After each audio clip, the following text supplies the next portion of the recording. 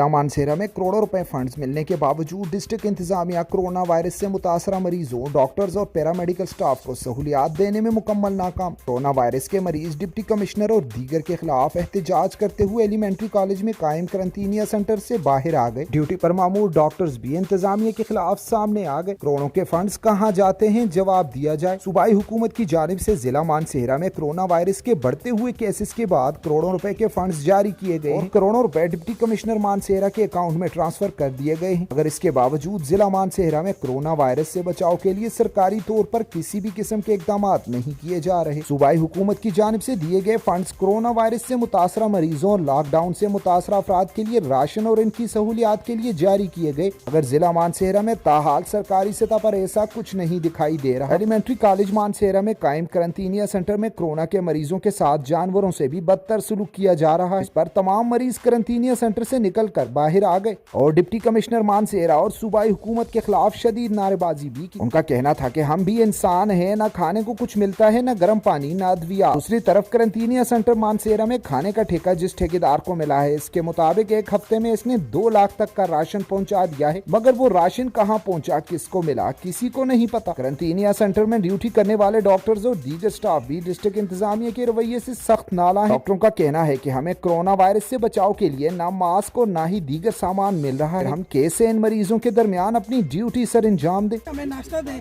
और मेरे पास ग्लव्स नहीं है पूरे, इसमें मैं कहाँ से जाऊँ? ये देखें मेरा यूनिफॉर्म देखें, कोई चीज़ प्रॉपर नहीं है, तो मैं कैसे जाऊँ नाश्ता देने पेशेंट्स के पास? ज़ाहिर है कुछ पेशेंट्स जो है वो पॉजिटिव भी हैं, हमारी अपनी जान को भी खतरा है ना।